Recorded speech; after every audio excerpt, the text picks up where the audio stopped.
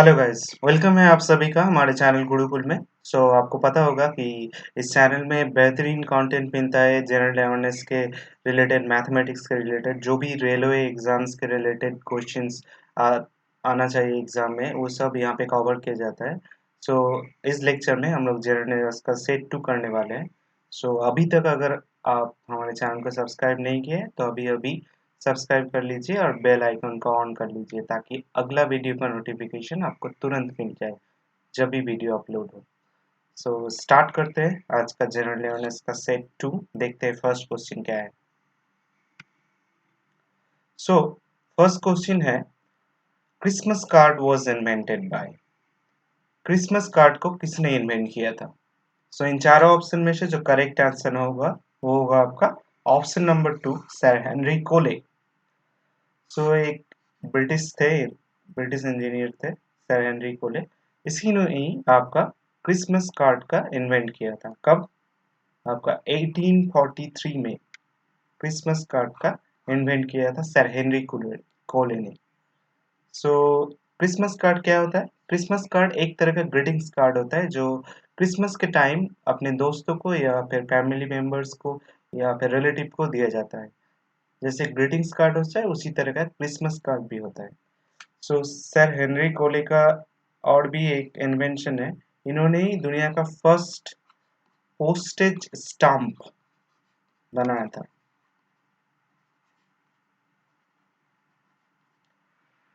ये सब क्वेश्चन आपको याद होना चाहिए क्रिसमस कार्ड से रिलेटेड।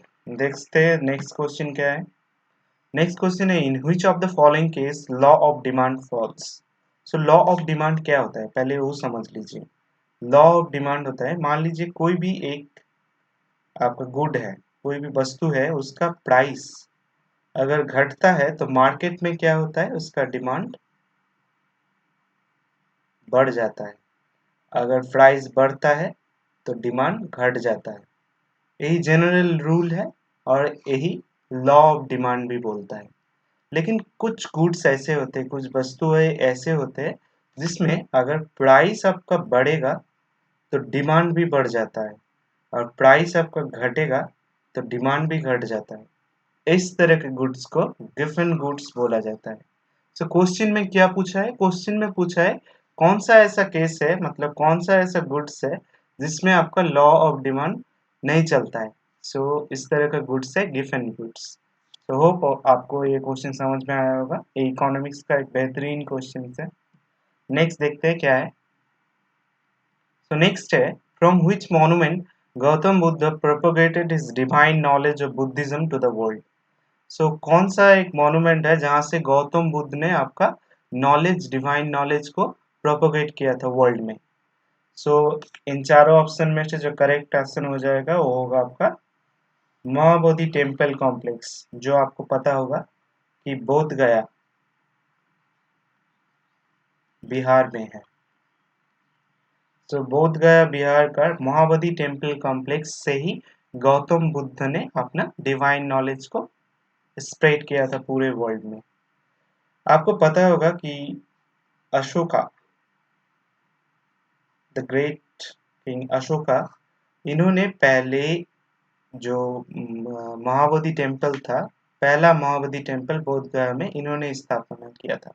और भी कुछ चीजें हैं गौतम बुद्ध के लाइफ से रिलेटेड जो आपको याद होना चाहिए। जैसे इनका जन्म कब हुआ था?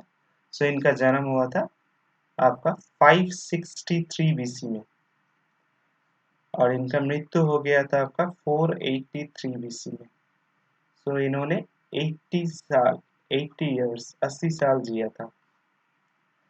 और इनका आपका चाइल्ड का नाम क्या था? Siddharth.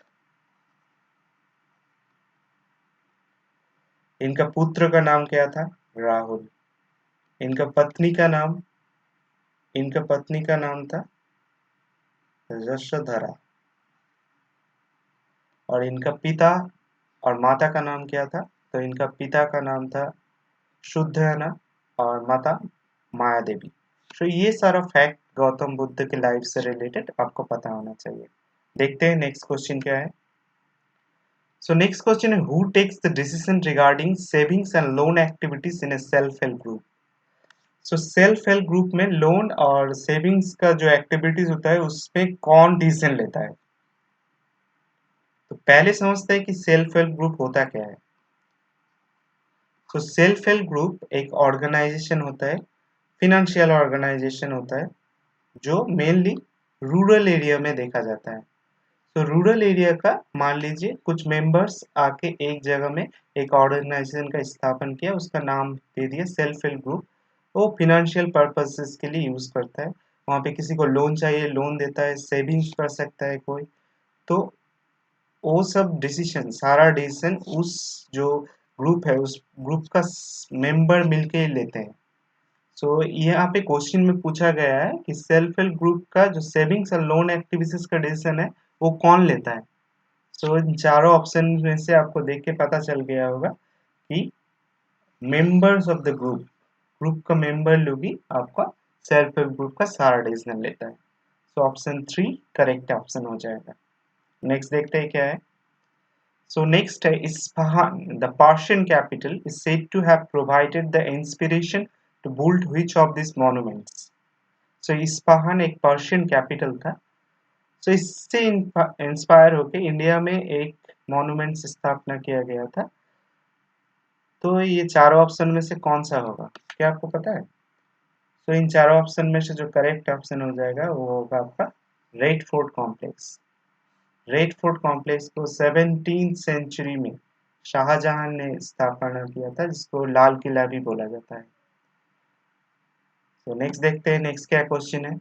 When there is only one buyer and one seller of a product, it is called dash situation.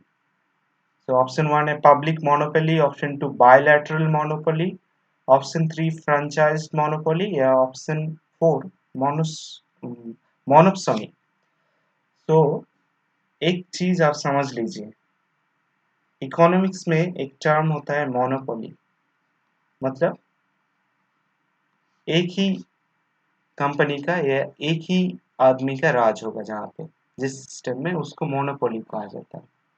यहाँ पे क्या बोल रहा है, मार्केट में क्या होता है, बायर होता है जो खरीदता है चीजें, और क्या होता है जो बेचता है, सेलर होता है। तो अगर बायर का संख्या एक ही हो तो इस तरह से क्या होगा, एक मोनोपोली हुआ, और सेलर का संख्या भी 1 होगा, तो ये इस तरह से भी मोनोपोली चलेगा, मतलब एक रात चलेगा, बाय भी एक ही आदमी करेगा, सेल भी एक ही आदमी करेगा। सो दोनों तरफ से आपका मोनोपोली चल रहा है। तो इसीलिए इस क्वेश्चन का करेक्ट आंसर हो जाएगा बायलैटरल मोनोपोली, क्योंकि इसी को पूछा गया है क्वेश्चन में कि एक सिचुएशन है जहाँ पे बायर भी एक है सेलर भी एक है, ठीक है। तो उस सिचुएशन को क्या बोला जाएगा, तो उस सिचुएशन को बोला जाएगा बायलैटरल मोनोपोली सिस्टम। नेक्स्ट देखते हैं क्या है। नेक्स्ट है the Indian parliament house was build by.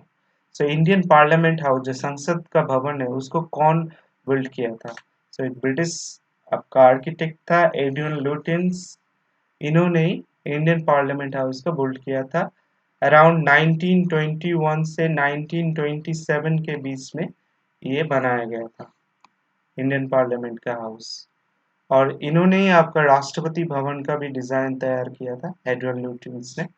अभी अभी मोदी गवर्नमेंट में 2020 में एक नया संसद बनाने का प्रस्ताव को पास किया है। तो आपको बताना है कि कौन सा कंपनी का इसको मतलब कौन सा कंपनी बनाएगा जो नया पार्लियामेंट भवन होगा उसको। नेक्स्ट ये कमेंट सेक्शन में आपको लिख के बताना है। नेक्स्ट देखते हैं क्या है। नेक्स्ट है which one of the following is not an instrument of credit control in India. So credit control जो लोन दिया जाता है उसका कंट्रोल करता है कौन इंडिया में? आरबीआई। सो आरबीआई ये कंट्रोल करने के लिए कुछ इंस्ट्रूमेंट बनाया गया है, कुछ सिस्टम बनाया गया है। सो वो दो तरह का आपका इंस्ट्रूमेंट होता है, एक होता है क्वालिटेटिव क्वालिटेटिव इंस्ट्रूमेंट और एक होता है आपका क्वांटिटेटिव। ये आप याद रखिए कि क्रेडिट कंट्रोल करने का दो सिस्टम होता है, एक क्वालिटेटिव एक क्वांटिटेटिव इन इंडिया। सो ये जो रैशनिंग ऑफ क्रेडिट है ये आपका एक तरह का क्वालिटेटिव आपका इंस्ट्रूमेंट है। डायरेक्ट एक्शन ये भी क्वालिटेटिव इंस्ट्रूमेंट है। ओपन मार्केट ऑपरेशन एक क्वांटिटेटिव आपका एक इंस्ट्रूमेंट है। सो यहाँ पे क्वेश्चन में पूछा गया है कि कौन एक इंस्ट्रूमेंट नहीं है क्रेडिट कंट्रोल का इंडिया में। तो ऑप्शन नंबर 4 हो जाएगा correct option, variable cost reserves ratio. ये एक इंस्ट्रूमेंट नहीं है क्रेडिट कंट्रोल का इंडिया में। नेक्स्ट देखते हैं, नेक्स्ट क्या क्वेश्चन है। A World Heritage Site is a landmark which has been officially recognized by. So World Heritage Site को कौन रिकॉग्नाइज करता है? So आपको पता होगा कि यूएन का एक बॉडी है यूनेस्को, यूनेस्को ही करता है वर्ल्ड हेरिटेज साइट का रिकॉग्निशन। तो आपको पता होना चाहिए कि यूनेस्को का स्थापना कब हुआ था? 16 नवंबर 1945 में यूनेस्को का स्थापना हुआ था। और वर्ल्ड हेरिटेज डे हर साल 18 अप्रैल को मनाया जाता है। आपको पता होगा कि यूनेस्को का हेडक्वार्टर कहाँ पे है? पेरिस में। आपको बताना है कमेंट सेक्शन में भाई वर्तमान में हेड कौन है यूनेस्को का। ये लिख के बताइए आप कमेंट सेक्शन में कि वर्तमान में यूनेस्को का हेड कौन है। नेक्स्ट देखते हैं, नेक्स्ट क्या क्वेश्चन है। Courier service comes under which sector? So India का जो इकोनॉमी है उसको कुछ सेक्टर के अंदर बांटा गया है, primary sector, secondary sector, tertiary sector. जहाँ पे रॉ मटेरियल का उत्पादन हो रहा है, जैसे आपका एग्रीकल्चर हुआ तो उसको प्राइमरी सेक्टर के अंदर आना जाता है। एग्रीकल्चर आपका प्राइमरी सेक्टर के अंदर आता है। उसके बाद रॉ मटेरियल का यूज करके कुछ चीजें अगर हम बना रहे तो मैन्युफैक्चर कर रहे हैं अगर कुछ चीजें, तो वो आपका सेकेंडरी सेक्टर के अंदर आ जाता है। और मान लीजिए कहाँ पे कोई काम हो रहा है, जहाँ पे कोई सर्विस दे रहा है अपना, तो वो टर्शियरी सेक्टर के अंदर आ जाता है। तो यहाँ पे क्वेश्चन में पूछा गया है कि कुरियर सर्विस कौन से सेक्टर के अंदर आता है। तो कुरियर एक सर्विस है, काम करता है कुरियर बॉय, तो वो कौन सा होगा? बहुत इजीली आप बोल सकते हैं कि टर्शियरी सेक्टर के अंदर आएगा। सो ऑप्शन 3 हो जाएगा करेक्ट आंसर। नेक्स्ट देखते हैं, नेक्स्ट क्वेश्चन क्या है। सो नेक्स्ट क्वेश्चन है, garden inside the Taj Mahal is known as. Taj Mahal के अंदर में जो गार्डन है उसको कौन सा नाम से बोला जाता है? सो उसका नाम है मुगल गार्डन। तो ताजमहल को किसने बनाया था? शाहजहां ने बनाया था। किसकी याद में? मुमताज की याद में। और आपका ताजमहल कहाँ पे है? उत्तर प्रदेश का आगरा में है। ये सारा फैक्ट आपको पता होना चाहिए। नेक्स्ट देखते हैं, नेक्स्ट क्या है। नेक्स्ट है, which organization monitors the banks in actually maintaining the cash balance? सो जो बैंक्स है इंडिया में, जो बैंक्स ऑपरेट कर रहा है, सो वो लोग कैश बैलेंस को ठीक ठाक मेंटेन कर रहा है कि नहीं, ये कौन देखता है इंडिया में? सो आपको पता होगा कि बैंकों का बैंक कौन है इंडिया में? RBI, reserve bank of India. So वही देखेगा। सो करेक्ट ऑप्शन क्या होगा? Reserve bank of India, RBI. आपको पता होगा कि आरबीआई का स्थापना कब हुआ था? 1 अप्रैल 1935 को आपका आरबीआई का स्थापना हुआ था। लेकिन जो आरबीआई एक्ट है ये कौन सा साल का है? तो ये 1934 का है। ये दो चीज आप आरबीआई से रिलेटेड याद रखिए। आरबीआई का वर्तमान में गवर्नर कौन है? शक्तिकांत दास। एक कौन सा नंबर का गवर्नर है ये आप कमेंट सेक्शन में लिख के मुझे बताइए। देखते हैं, नेक्स्ट क्वेश्चन है, which world heritage site comprises of the Alai Darwaza gate? Alai Darwaza gate कौन सा मॉन्यूमेंट का एक हिस्सा है?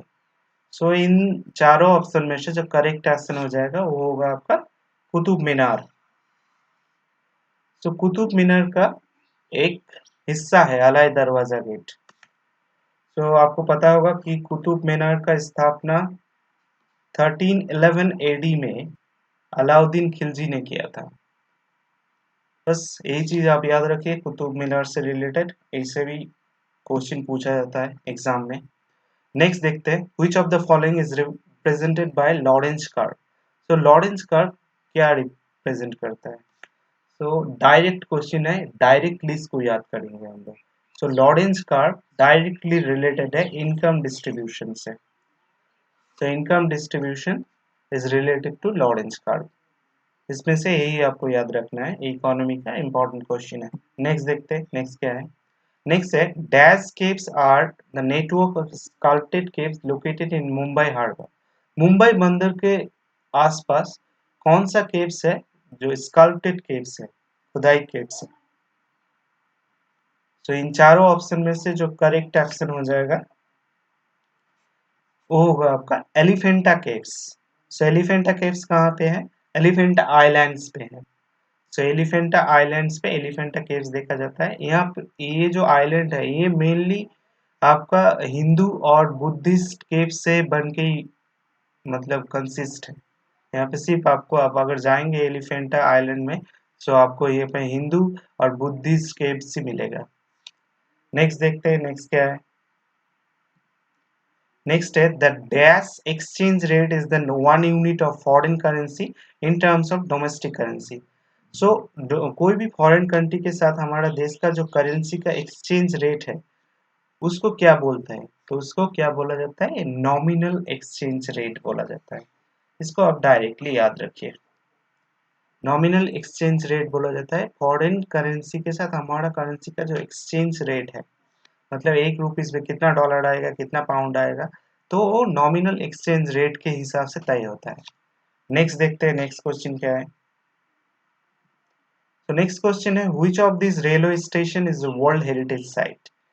सो दिए गए चारों ऑप्शन में से जो करेक्ट ऑप्शन हो जाएगा वो होगा आपका छत्रपति शिवाजी टर्मिनस। ये एक आपका वर्ल्ड हेरिटेज साइट है। 19 1904 में इसको वर्ल्ड हेरिटेज साइट का तकमा मिला था, छत्रपति शिवाजी टर्मिनस। और 1887 में इसका स्थापना हुआ था छत्रपति शिवाजी टर्मिनस का। ये कहाँ पे है? ये आपको मुंबई में मिलेगा। 2008 का जो टेरर अटैक हुआ था, सो छत्रपति शिवाजी टर्मिनस में भी टेररिस्ट आके घुस गए थे, वहां पे भी अटैक किए थे। सो नेक्स्ट क्वेश्चन देखते हैं क्या है। नेक्स्ट क्वेश्चन है a dash deficit is financed by net capital flow stream the rest of the world, thus by a capital account surplus। so ये एक टर्म है करेंट अकाउंट डेफिसिट। मान लीजिए हमारा देश में जो चीज हम लोग इंपोर्ट कर रहे हैं वो अगर ज्यादा हुआ जो चीज हम लोग एक्सपोर्ट कर रहे हैं उससे, तो उस सिचुएशन को क्या बोला जाएगा? Current account deficit. मतलब डेफिसिट हो रहा है एक्सपोर्ट एंड इंपोर्ट का। हम लोग एक्सपोर्ट अगर कम कर रहे हैं और इंपोर्ट अगर ज़्यादा कर रहे हैं तो आपका क्या होता है? जो फॉरेन करेंसी है उसका एक डेफिसिट बनता है, तो इसको करेंट अकाउंट डेफिसिट बोला जाता है। तो इसी को क्वेश्चन में पूछा गया है। तो करेक्ट ऑप्शन हो जाएगा ऑप्शन नंबर 1। नेक्स्ट क्वेश्चन देखते हैं क्या है। नेक्स्ट है mausoleum of Salim Chishti is situated in. Mausoleum of Salim Chishti कहाँ पे है? तो ये फतेहपुर सीकरी में है, और फतेहपुर सीकरी आपको यूपी में मिलेगा। फतेहपुर सीकरी का मौसलम जो सलीम चिश्ती का दरगाह है इसको 1580 से 81 के बीच आपको अकबर ने बनाया था। ये जो सूफी संत है इनको सम्मान देने के लिए। नेक्स्ट देखते हैं नेक्स्ट क्वेश्चन क्या है।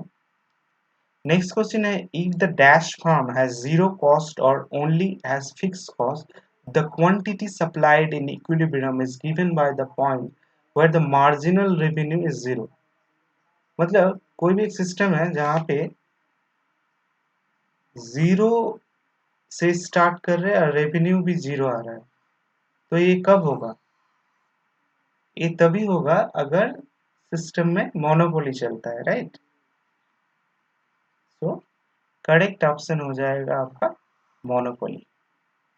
सो ये एक आपका इकोनॉमी का क्वेश्चन है, इसको ऐसे ही याद रखिए, आपको याद रहेगा। सो ये थे कुछ क्वेश्चंस आज के। सो होप आपको ये लेक्चर अच्छा लगा होगा।